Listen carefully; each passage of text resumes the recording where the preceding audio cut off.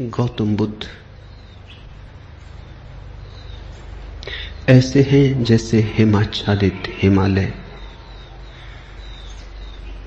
पर्वत तो और भी हैं, हिमाच्छादित पर्वत और भी हैं, पर हिमालय अतुलनीय है, उसकी कोई उपमा नहीं। हिमालय बस हिमालय जैसा है, गौतम बुद्ध बस गौतम बुद्ध जैसे।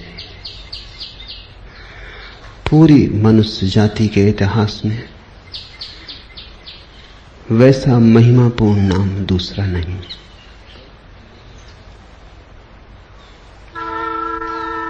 गौतम बुद्ध ने जितने हृदयों की वीणा को बजाया है उतना किसी और ने नहीं।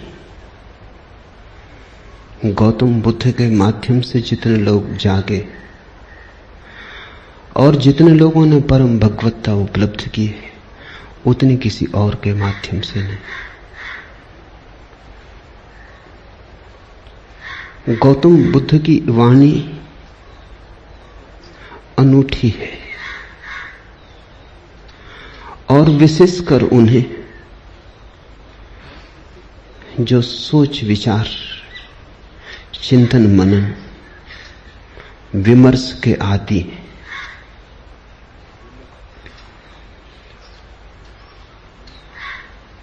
हृदय से भरे हुए लोग सुगमता से परमात्मा की तरफ चले जाते हैं,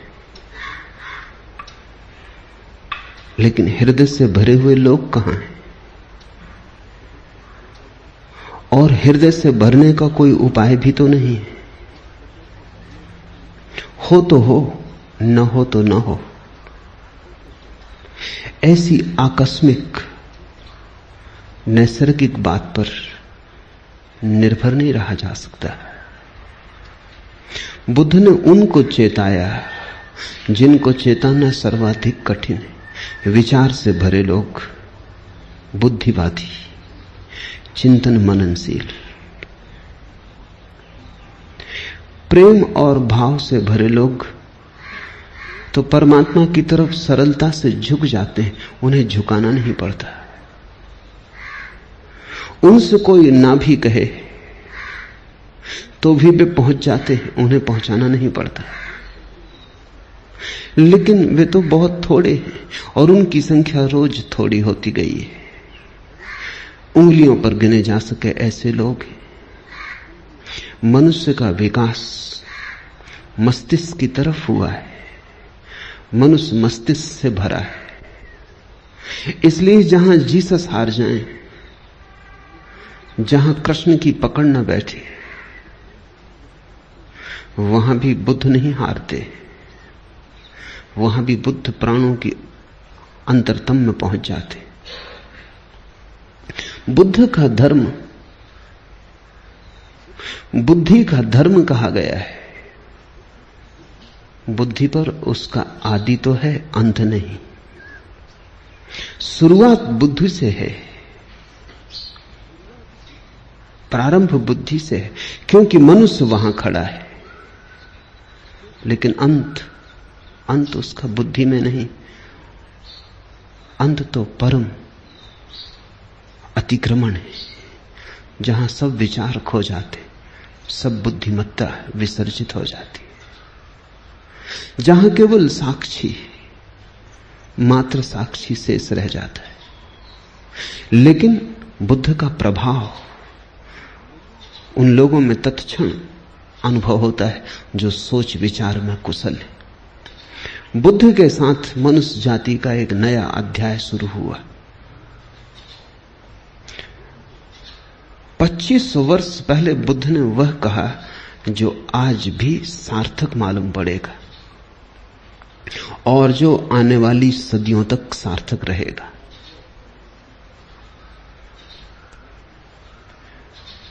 बुद्ध ने विश्लेषण दिया, एनालिसिस दी, और जैसा सूक्ष्म विश्लेषण उन्होंने किया कभी किसी ने ना किया था और फिर दोबारा कोई ना कर पाया। उन्होंने जीवन की समस्या के उत्तर शास्त्र से नहीं दिए, विश्लेषण की प्रक्रिया से दिए। बुद्ध धर्म के पहले वैज्ञानिक, उनके साथ श्रद्धा और आस्था की जरूरत नहीं, उनके साथ तो समझ पर्याप्त है।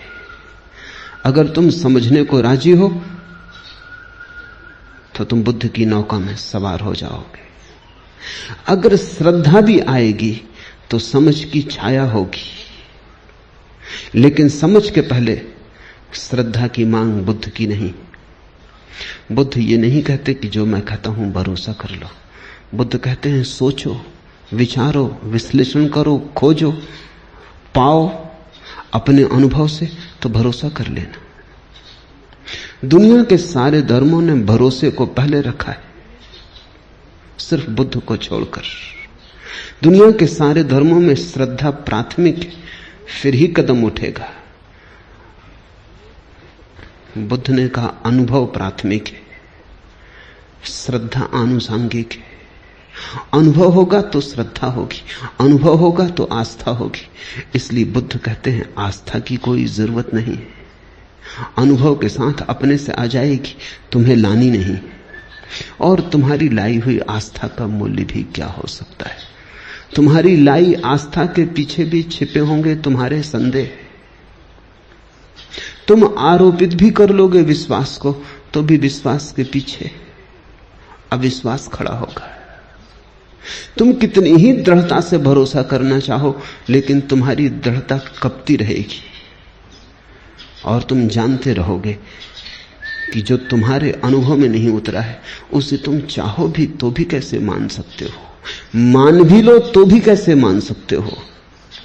तुम्हारा ईश्वर कोरा शब्द जाल होगा जब तक अनुभव की किरण न उतरी हो। तुम्हारे मोक्ष की धारणा मात्र शाब्दिक होगी जब तक मुक्ति का थोड़ा स्वाद तुम्हें न लगा हो। बुद्ध ने कहा मुझ पर भरोसा मत करना, मैं जो कहता हूं उस पर इसलिए भरोसा मत करना कि मैं कहता हूं। सोचना, विचारना, जीना तुम्हारे अनुभव की कसौटी पर सही हो जाए तो ही सही है, मेरे कहने से क्या सही होगा। बुद्ध के अंतिम वचन हैं अपदीपो भव, अपने दिए खुद बनना। और तुम्हारी रोशनी में तुम्हें जो दिखाई पड़ेगा फिर तुम करोगे भी क्या? आस्था ना करोगे तो करोगे क्या? आस्था सहज होगी, उसकी बात ही उठानी व्यर्थ है। बुद्ध का धर्म विश्लेषण का धर्म है, लेकिन विश्लेषण से शुरू होता है, समाप्त नहीं होता। वहां समाप्त तो परम संश्लेषण पर होता है। बुद्ध का धर्म संदेह का धर्म है, लेकिन संदेह से यात्रा शुरू होती है, समाप्त नहीं होती। समाप्त तो परम श्रद्धा पर होती। इसलिए बुद्ध को समझने में बड़ी भूल हुई, क्योंकि बुद्ध संदेह की भाषा बोलते तो लोगों ने समझा ये संदेहवादी है। हिंदू तक न समझ पाए, जो जमीन पे सबसे ज्यादा पुरानी कौम। बुद्ध निश्चित ही बड़े अनूठे रहे होंगे, तभी तो हिंदू तक समझने से चूक गए। हिंदुओं तक कोई आदमी खतरनाक लगा, घबराने वाला लगा। हिंदुओं को भी लगा कि ये तो सारे आधार गिरा देगा धर्म के। और यही आदमी है जिसने धर्म के आधार पहली दफा ढंग से रखे। श्रद्धा पर भी कोई आधार रखा जा सकता है, अनुभव पर ही आधार रखा जा सकता है। अनुभव की छाया की तरह श्रद्धा उत्पन्न होती। श्रद्धा अनुभव की सुगंध है, और अनुभव के बिना श्रद्धा अंधी है। और जिस श्रद्धा के पास आंख ना हो, उससे तुम सत्य तक पहुंच पाओगे? बुद्ध ने बड़ा दुस्साहस किया।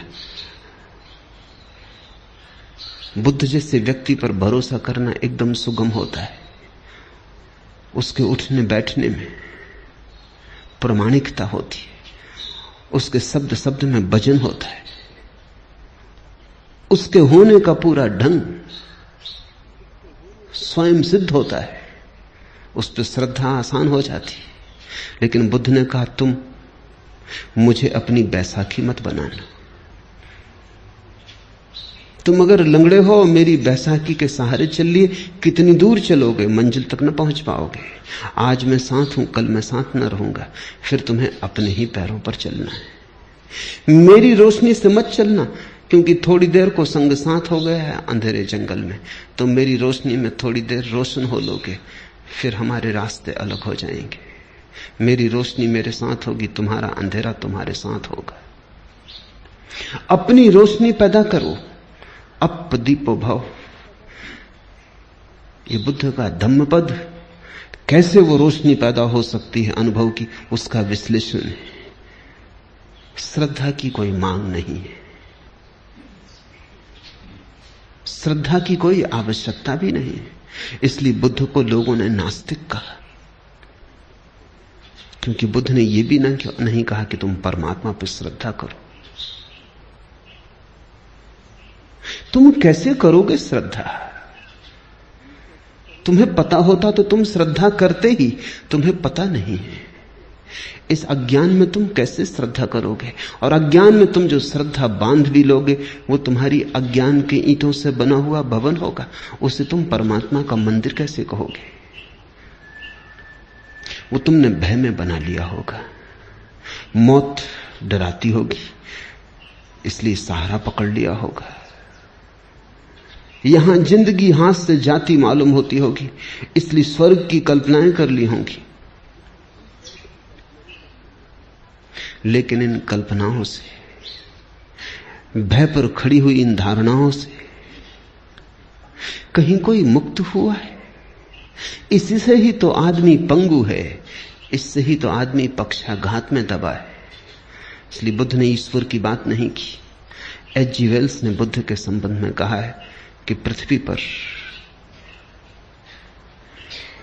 इस जैसा ईश्वरीय व्यक्ति और इस जैसा ईश्वर विरोधी व्यक्ति एक साथ पाना कठिन। So godlike and so godless. अगर तुम ईश्वरीय प्रतिभाओं को खोजने निकलो तो तुम बुद्ध से ज्यादा ईश्वरीय प्रतिभा कहां पाओगे? सो गॉडलेस, और फिर भी इतना ईश्वर शून्य, ईश्वर की बात ही नहीं की। इस शब्द को ही गंदा माना, इस शब्द का उच्चार नहीं किया। इससे यह मत समझ लेना कि ईश्वर विरोधी थे बुद्ध। उच्चार नहीं किया क्योंकि उस परम शब्द का उच्चार किया नहीं जा सकता। उपनिषद कहते हैं ईश्वर के संबंध में कुछ कहा नहीं जा सकता, लेकिन इतना तो कह ही देते। बुद्ध ने इतना भी ना कहा। वो परम उपनिषद, उनके पार उपनिषद नहीं जाता। जहां उपनिषद समाप्त होते हैं वहां बुद्ध शुरू होते। आखिर इतना तो कह ही दिया, रोक ना सके अपने को कि ईश्वर निर्गुण है, तो निर्गुण उसका गुण बना दिया। कहा कि ईश्वर निराकार है, तो निराकार उसका आकार हो गया। लेकिन बिना कहे न रह सके। उपनिषद के ऋषि भी बोल गए, मौन में ही संभालना था उस संपदा को, बोलकर गंवा दी। बंधी मुट्ठी लाख की थी, खुली दो कौड़ी की हो गई। वो बात ऐसी थी कि कहनी नहीं थी, क्योंकि तुम जो कुछ भी कहोगे वो गलत होगा। ये कहना भी कि परमात्मा निराकार है गलत है, क्योंकि निराकार भी एक धारणा है, वो भी आकार से ही जुड़ी है। आकार के विपरीत होगी तो भी आकार से संबंधित है। निराकार का क्या अर्थ होता है? जब भी अर्थ खोजने जाओगे आकार का उपयोग करना पड़ेगा। निर्गुण का क्या अर्थ होता है? जब भी कोई परिभाषा पूछेगा गुण को परिभाषा में लाना पड़ेगा। ऐसी निर्गुणता भी बड़ी नपुंसक है जिसकी परिभाषा में गुण लाना पड़ता है। और ऐसे निराकार में क्या निराकार होगा जिसको समझाने के लिए आकार लाना पड़ता है। बुद्ध से ज्यादा कोई भी नहीं बोला और बुद्ध से ज्यादा चुप भी कोई नहीं। कितना बुद्ध बोले। अन्वेषक खोज करते हैं तो वो कहते हैं एक आदमी इतना बोला, ये संभव कैसे? उन्हें डर लगता है कि इसमें बहुत कुछ प्रक्षिप्त है, दूसरों ने डाल दिया है। कुछ भी प्रक्षिप्त नहीं है। जितना बुद्ध बोले पूरा संग्रहित ही नहीं हुआ है। खूब बोले और फिर भी उनसे ज्यादा चुप कोई भी नहीं, क्योंकि जहां जहां नहीं बोलना था वहां नहीं बोले। ईश्वर के संबंध में एक शब्द ना कहा। इस खतरे को भी मोल लिया कि लोग नास्तिक समझेंगे, और आज तक लोग नास्तिक समझे जा रहे हैं, और इससे बड़ा कोई आस्तिक कभी हुआ नहीं। बुद्ध महा आस्तिक है। अगर परमात्मा के संबंध में कुछ कहना संभव नहीं है तो फिर बुद्ध ने ही कुछ कहा, चुप रह के इशारा किया। पश्चिम के एक बहुत बड़े विचारक विटगेंस्टीन ने अपनी बड़ी अनूठी किताब ट्रैक्टेटस में लिखा है कि जिस संबंध में कुछ कहा ना जा सके उस संबंध में बिल्कुल चुप रह जाना उचित है। That which cannot be said must not be said। जो नहीं कहा जा सकता कहना ही मत, कहना ही नहीं चाहिए। अगर विटगेंस्टीन बुद्ध को देखता तो समझता। अगर विटगेंस्टीन के वचन को बुद्ध ने समझा होता तो मुस्कुराते और उन्होंने स्वीकृति दी होती। विटगेंस्टीन को भी पश्चिम में लोग नास्तिक समझे, नास्तिक नहीं, पर जो कही नहीं जा सकती बात अच्छा है ना ही कही जाए। कहने से बिगड़ जाती,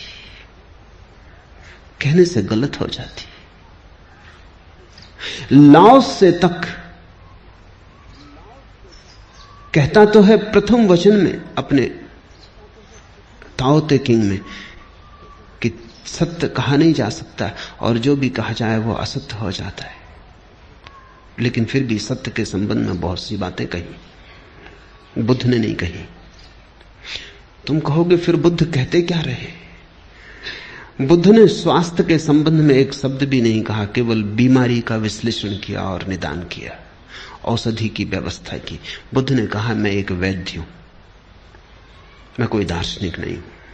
मैं तुम्हारी बीमारी का विश्लेषण करूंगा, निदान करूंगा, औषधि सुझा दूंगा, और जब तुम ठीक हो जाओगे तभी तुम जानोगे कि स्वास्थ्य क्या है। मैं उस संबंध में कुछ भी ना कहूंगा।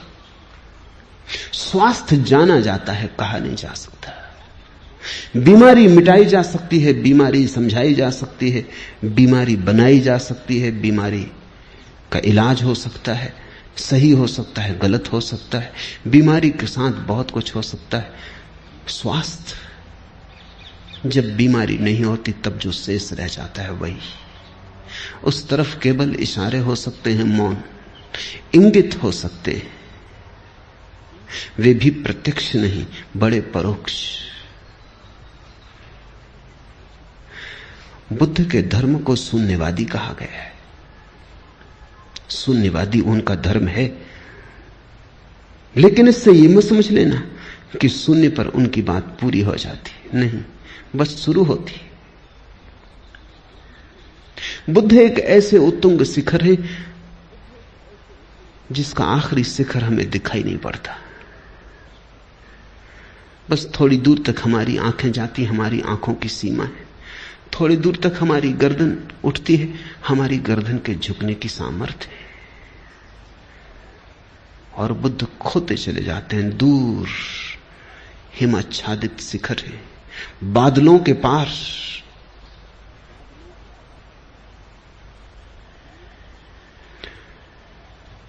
उनका प्रारंभ तो दिखाई पड़ता है, उनका अंत दिखाई नहीं पड़ता।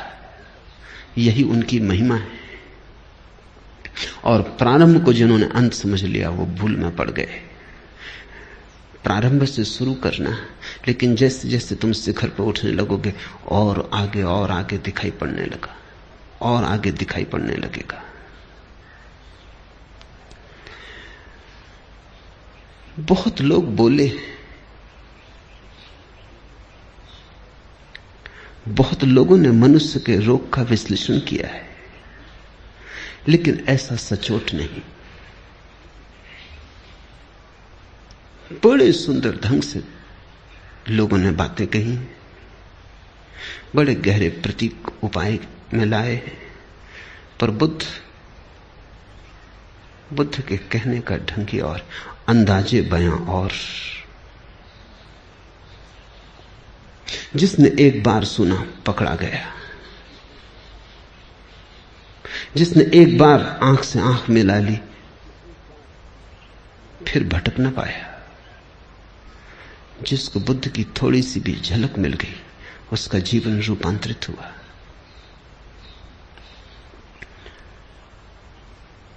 आज से 2500 वर्ष पूर्व जिस दिन बुद्ध का जन्म हुआ, घर में उत्सव मनाया जाता था। सम्राट के घर बेटा पैदा हुआ था, पूरी राजधानी सजी थी।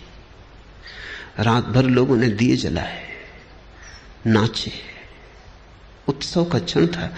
बूढ़े सम्राट के घर बेटा पैदा हुआ था, बड़े दिन की प्रतीक्षा पूरी हुई थी। बड़ी पुरानी अभिलाषा थी पूरे राज्य की। मालिक बूढ़ा होता जाता था और नए मालिक की कोई खबर न थी। इसलिए बुद्ध को सिद्धार्थ नाम दिया। सिद्धार्थ का अर्थ होता है अभिलाषा का पूरा हो जाना। पहले ही दिन जब द्वार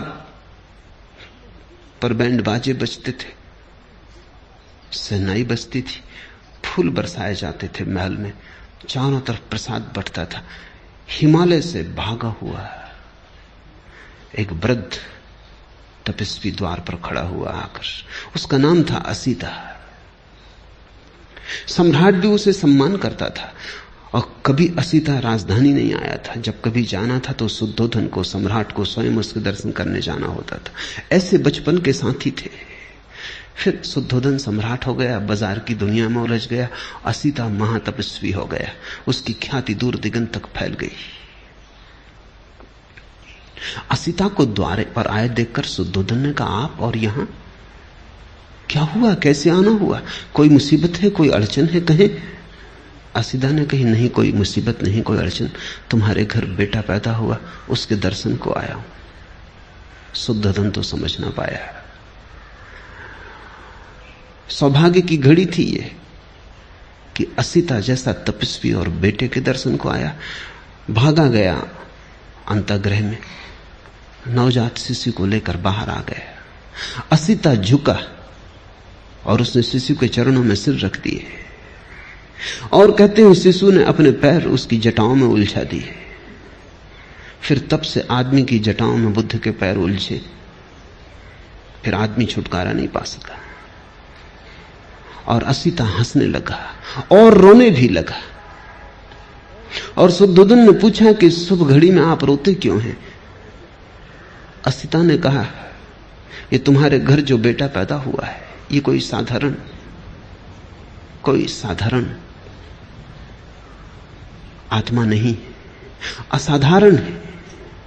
कई सदियां बीत जाती, ये तुम्हारे लिए ही सिद्धार्थ नहीं है, ये अनंत अनंत लोगों के लिए सिद्धार्थ है। अनेकों की अभिलाषाएं इससे पूरी होंगी। हंसता हूं कि इसके दर्शन मिल गए, हंसता हूं, प्रसन्न हूं कि इसने मुझ बूढ़े की जटाओं में अपने पैर उलझा दिए। ये सौभाग्य का क्षण है। रोता इसलिए हूं कि जब ये कली खिलेगी, फूल बनेगी, जब दिगंत में इसकी सुवास उठेगी और इसकी सुवास की छाया में करोड़ों लोग राहत लेंगे, तब मैं न रहूंगा। ये मेरा शरीर छूटने के करीब आ गया। और एक बड़ी अनूठी बात असीता ने कही है, वो ये कि अब तक आवागमन से छूटने की आकांक्षा थी, वो पूरी भी हो गई। आज पछतावा होता है, एक जन्म अगर और मिलता है तो इस बुद्ध पुरुष के चरणों में बैठने की, इसकी वाणी सुनने की, इसकी सुगंध को पीने की, इसके नशे में डूबने की सुविधा हो जाती। आज पछताता हूं, लेकिन मैं मुक्त हो चुका हूं। ये मेरा आखिरी अवतरण है, अब इसके बाद देह न धर सकूंगा। अब तक सदा ही चेष्टा की थी कि कब छुटकारा हो शरीर से, कब आवागमन से। आज पछताता हूं कि अगर थोड़ी देर और रुक गया होता। इसे तुम थोड़ा समझो। बुद्ध के फूल के खिलने के समय असीता चाहता है कि अगर मोक्ष भी दांव पर लगता हो तो कोई हर्जा नहीं। तब से 2500 साल बीत गए, बहुत प्रज्ञा पुरुष हुए, लेकिन बुद्ध अतुलनीय है। और उनकी अतुलनीयता इसमें है कि उन्होंने इस सदी के लिए धर्म दिया और आने वाले भविष्य के लिए धर्म दिया। कृष्ण की बात कितनी ही समझा के कही जाए, इस सदी के लिए मौजू नहीं बैठती।